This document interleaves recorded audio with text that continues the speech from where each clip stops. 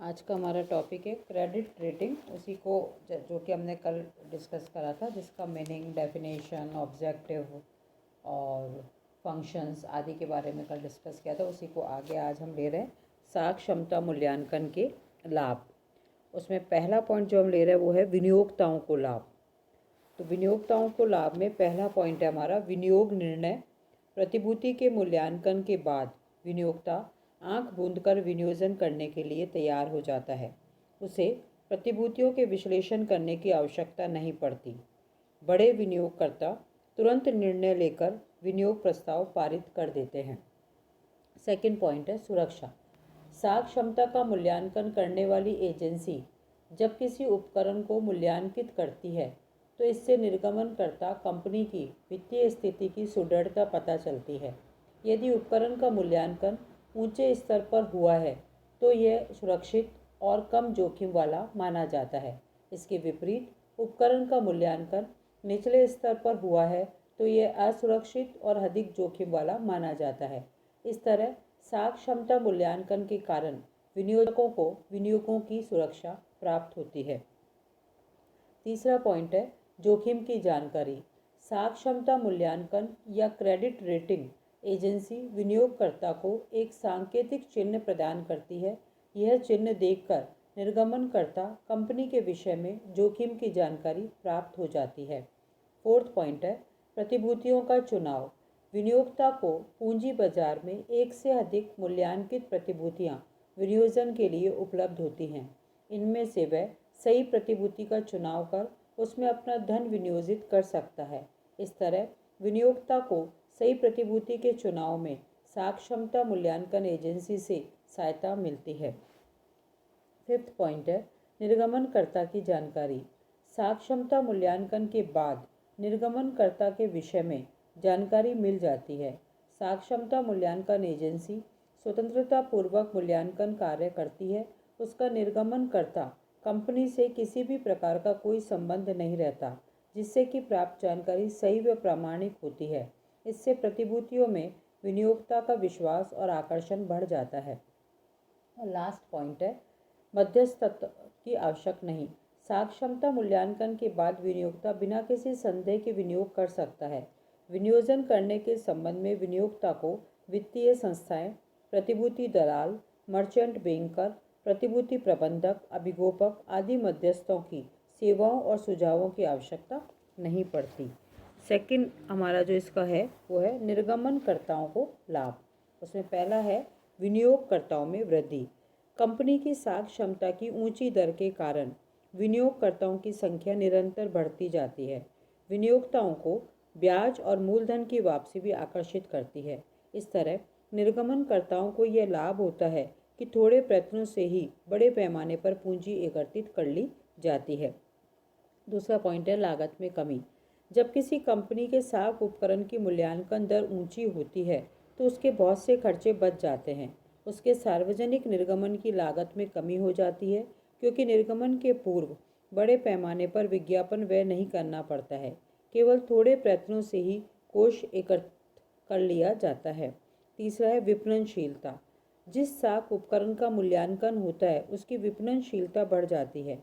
ऐसी प्रतिभूतियों को बेचने के लिए अधिक प्रयत्न नहीं करना पड़ता। निर्गमनकर्ता के लिए ऐसा अवसर महत्वपूर्ण होता है। साख क्षमता मूल्यांकन से प्रतिभूतियों की मांग में वृद्धि हो जाती है और अधिक अभिदान प्राप्त होता है। फोर्थ पॉइंट है ब्याज की निम्न दर। कंपनी अपनी ऊंची साख क्षमता के कारण जनता से कम ब्याज दर ऋण प्राप्त करने में सफल हो जाती है। कंपनी द्वारा निर्गमित की जाने वाली प्रतिभूतियां, ऋणपत्र, बॉन्ड, स्थायी जमा की ब्याज दर कम होती है, किंतु विनियोक्ता जोखिम कम होने के कारण निश्चित प्रतिफल और सुरक्षा आदि गुणों से आकर्षित होकर विनियोग करते हैं। तीसरा पॉइंट है हमारा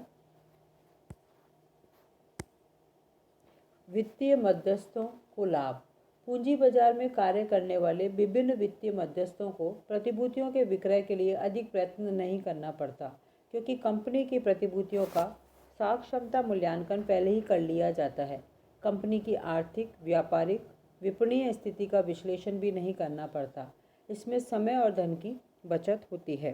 फोर्थ पॉइंट है नए निर्गमनकर्ताओं को लाभ। साख क्षमता के मूल्यांकन के कारण अनजान निर्गमनकर्ता रातों रात प्रसिद्धि प्राप्त कर लेता है। पूंजी बाजार में उसका साख उपकरण और उसकी कंपनी को महत्वपूर्ण स्थान प्राप्त हो जाता है। पूंजी बाजार में उसकी ख्याति बढ़ जाती है।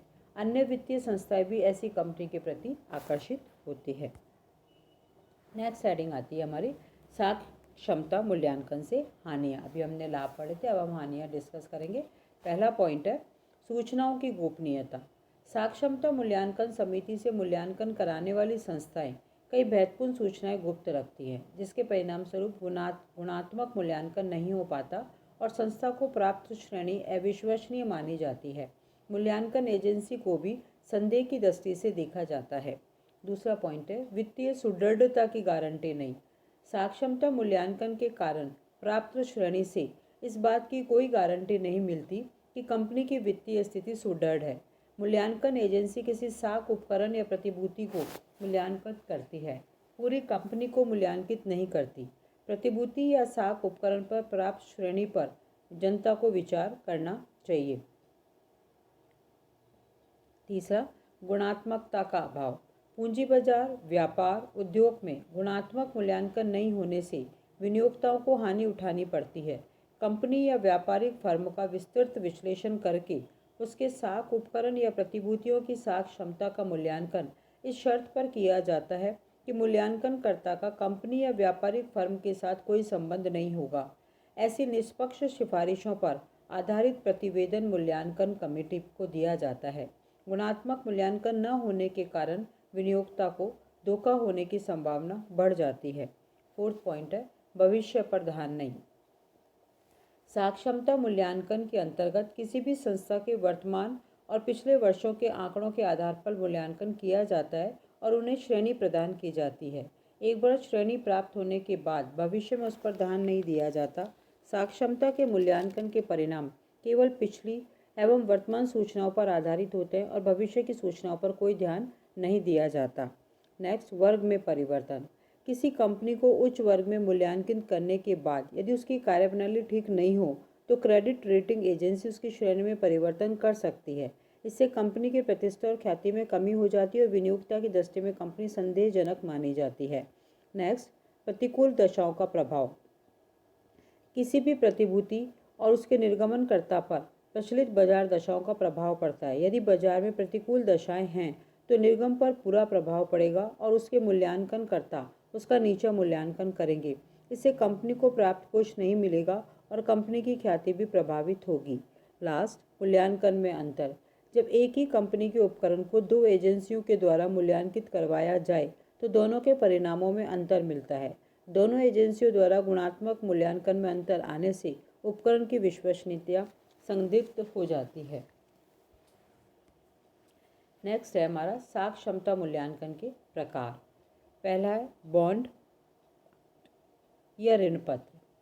जब किसी निगम, कंपनी, सरकार के द्वारा बॉन्ड या ऋण पत्र का निर्गमन किया जाता है तो इसे बॉन्ड या ऋण पत्र रेटिंग कहा जाता है। सेकंड समता रेटिंग। कंपनी द्वारा समता अंशों का निर्गमन समता रेटिंग कहलाता है। थर्ड पूर्वाधिकार अंश रेटिंग। कंपनी द्वारा पूर्वाधिकार अंशों का निर्गमन पूर्वाधिकारी अंश रेटिंग कहलाता है। व्यापारिक पत्र रेटिंग। यह एक प्रकार का अल्प अवधि ऋण कहलाता है। व्यापारिक पत्र का निर्गमन निर्माण करने वाली कंपनियां, वित्तीय कंपनियां, व्यापारिक बैंक, वित्तीय संस्थाएं आदि के द्वारा किया जाता है। इनके उपकरणों की रेटिंग व्यापारिक पत्र की रेटिंग कहलाती है। पाँचवां स्थायी जमा रेटिंग। स्थायी जमा कार्यक्रम मध्यम अवधि का असुरक्षित ऋण कहलाता है। इसकी रेटिंग को स्थायी जमा रेटिंग कहा जाएगा। छठा ऋणदाता की रेटिंग। ऋणदाता की रेटिंग को ऋणदाता रेटिंग कहा जाता है। सातवां व्यक्तिगत रेटिंग। किसी व्यक्ति की रेटिंग की जाए तो उसको व्यक्तिगत रेटिंग कहते हैं। ढांचागत दायित्व ऋण। यह एक प्रकार का दायित्व ऋण है और संपत्ति आधारित प्रतिभूति है। साख क्षमता मूल्यांकन एजेंसी व्यवहार जोखिम के साथ निर्धारण करती है। और लास्ट है हमारा मुख्य रेटिंग। देश की रेटिंग को कहा जाता है जब कभी कोई ऋण का विस्तार किया जाता है या प्रमुख विनियोग किया जाता है तो उसे मुख्य रेटिंग कहते हैं। तो आज हमने साख क्षमता मूल्यांकन के लाभ, हानि और प्रकार के बारे में पढ़ा और इसमें कल हल्का सा और थोड़ा सा डिस्कशन हम करेंगे। थोड़ा सा, उसके बाद इसको ख़त्म करेंगे। आज के लिए इतना ही।